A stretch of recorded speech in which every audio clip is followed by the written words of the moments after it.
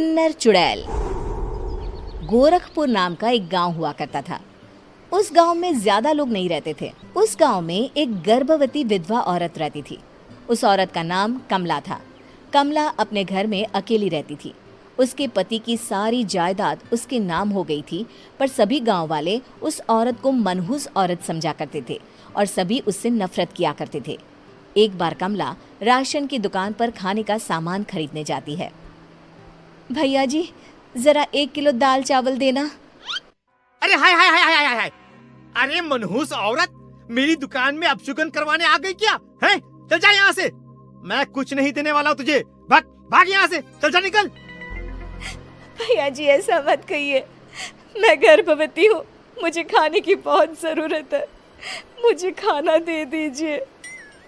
दुकानदार कमला को वहां से धक्के मारकर भगा देता है। तभी कमला रोते रोते उस गांव के किन्नरों के इलाके में आ जाती है। गांव वाले किन्नरों को उसी इलाके में रखा करते थे, क्योंकि वो लोग किन्नरों को पसंद नहीं करते थे और उनके इलाके में रहने से मना करते थे। तो किन्नरों ने उसी गांव में अपना एक इलाका बना लिया था।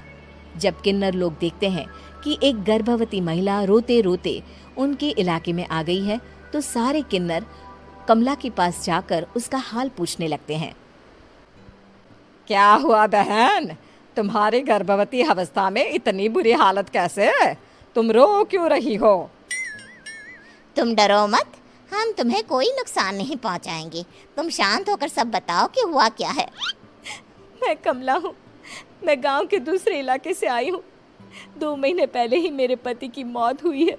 मुझे गांव के लोग मनहूस मानते हैं, क्योंकि मैं विधवा हूँ और गर्भवती भी। वहाँ के लोग मुझे खाने के लिए कुछ बेचने के लिए भी तैयार नहीं, जिससे मेरा गुजारा नहीं हो रहा था। कोई बात नहीं कमला, हम तुम्हारा ख्याल रखेंगे।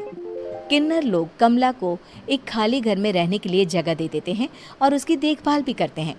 कुछ ही महीने बाद कमला अपने बच्चे को जन्म देती है, पर अफसोस, कमला बच्चे को जन्म देते ही अपनी जान गंवा देती है।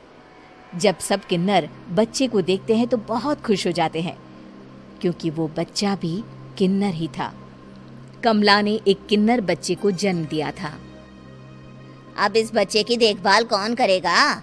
हम तो इस बच्चे को गांव के दूसरे इलाके में भी नहीं भेज सकते। और तो क्या हुआ, इस बच्चे की माँ नहीं रही तो हम इसे पालेंगे। अब ये हमारे इलाके में रहेगा, हमारे साथ रहेगा। फिर वो किन्नर उस किन्नर बच्चे को गोद ले लेते हैं, उसका नामकरण कराते हैं। उस किन्नर बच्चे का नाम शक्ति रखा जाता है। देखते ही देखते शक्ति बड़ी होने लगती है। उसके रंग रूप बहुत सुंदर थे। वो बहुत सुंदर किन्नर दिखती है। एक दिन शक्ति एक किन्नर से पूछती है, माँ जी सुनिए ना, ये गांव के दूसरे इलाके में भी तो लोग रहते हैं, तो हम वहाँ क्यों नहीं जाते? हम उनसे अलग क्यों रहते हैं? शक्ति, क्योंकि वो लोग हमारे जैसे नहीं, वो लोग हमें पसंद नहीं करते, इसीलिए हम उनसे अलग रहते हैं। क्यों? वो हमें क्यों पसंद नहीं करते?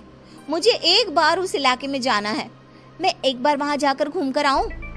शक्ति, खबरदार, जो तू उस इलाके में कभी भी गई तो अपनी जान नहीं गंवाना चाहती तो उस इलाके में कभी कदम भी नहीं रखेगी, समझी? इतना कहकर वो किन्नर वहां से चली जाती है। शक्ति उस किन्नर की बात सुनकर बहुत रोती है। माँ जी, ऐसा कैसे कह सकती है? उन्होंने इतनी सी बात के लिए मुझे इतना डांटा। अब तो मैं उस इलाके में जरूर जाऊंगी। फिर एक दिन शक्ति गांव के दूसरे इलाके में चुपके से जाती है। ये लोग तो हमारे जैसे ही इंसान हैं, तो ये हमसे नफरत क्यों करते हैं? जब शक्ति उस इलाके में पहुंचती है तो गांव के सारे आदमी उसके रूप से मोहित हो जाते हैं। वो लोग ये अंदाजा नहीं लगा पाते कि वो किन्नर है। शक्ति की सुंदरता देखकर सारे गांव वाले उसकी तारीफ करने लगते हैं। तभी गांव का चक्कर लगाने गांव के जमींदार का बेटा हर्ष वहां पहुंचता है। हर्ष भी दिखने में बहुत सुंदर होता है। जब हर्ष ने शक्ति को देखा तो वो भी उससे मोहित हो गया, और जब शक्ति की नजर हर्ष पर पड़ी तो वो हर्ष को देखकर मोहित हो गई। आपको पहले कभी इस गांव में देखा नहीं। इस गांव में आप नए हैं क्या? जी नहीं, वो मैं बस। तभी शक्ति बोलते बोलते रुक जाती है और मन में सोचने लगती है, अगर मैंने इनको बता दिया कि मैं दूसरे इलाके से आई हूँ तो वो समझ जाएंगे कि मैं किन्नर हूँ, इसलिए मुझे इनसे झूठ ही बोलना पड़ेगा। शक्ति हर्ष को कहती है, जी हाँ, मैं इस गांव में नई आई हूँ, यहाँ अकेली रहती हूँ। वैसे आप कौन है? आप भी इसी गांव में रहते हैं?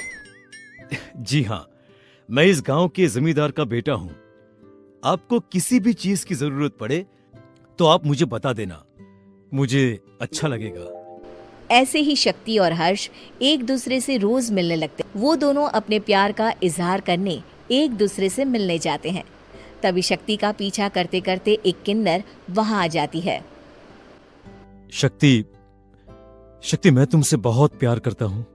मैं तुमसे शादी करना चाहता हूँ। क्या तुम मुझसे शादी करोगी? हाँ हर्ष, मैं तुमसे शादी करूंगी, पर मैं तुमको अपने बारे में एक सच्चाई बताना चाहती हूँ जो मैंने तुमसे छुपा कर रखी है। तभी उनके बीच में ही वो किन्नर आ जाती है।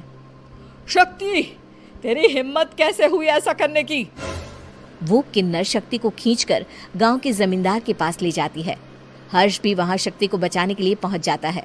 जमींदार शक्ति और हर्ष के प्यार के बारे में सुनकर गुस्से में आ जाता है और शक्ति को गांव के बाहर निकालने की सजा देता है। शक्ति ये बात सहन नहीं कर पाती और कुएं में कूदकर अपनी जान दे देती है।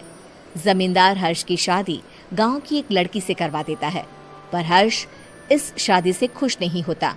शक्ति अपना बदला लेने के लिए मरने के बाद किन्नर चुड़ैल बन जाती है। अब मैं इन गाँव वालों को नहीं छोड़ूंगी, अब इनसे मैं अपने प्यार का बदला लूंगी। किन्नर चुड़ैल गांव वालों को परेशान करना शुरू कर देती है। एक बार वो रात को गांव के खेतों में पहुंच जाती है और वहां आग लगा देती है। सारी फसल जल के राख हो जाती है। जब एक आदमी रात को उठकर देखता है कि खेत में आग लग गई है तो वो वहां पहुंच जाता है। वो देखता है कि खेतों के बीचों बीच एक किन्नर चुड़ैल खड़ी है और वहां खड़े होकर ताली बजा रही है। गांव वाला किन्नर चुड़ैल को देखकर बेहोश हो जाता है। जब सुबह उस आदमी को होश आता है तो वो सीधा जमींदार के पास जाता है। अरे जमींदार साहब, अरे वो किन्नर चुड़ैल ने मेरी सारी फसल जला दी।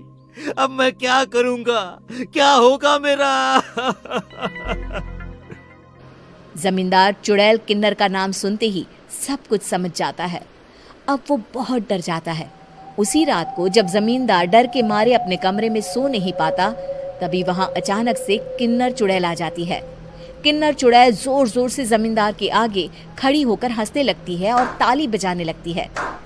जमींदार उस डरावनी किन्नर चुड़ैल को देखकर बहुत डर जाता है। तूने मेरे साथ बहुत बुरा किया, अब मैं तुझे जान से मार दूंगी। नहीं नहीं नहीं नहीं नहीं, मुझे माफ कर दो, मुझे मत मारो।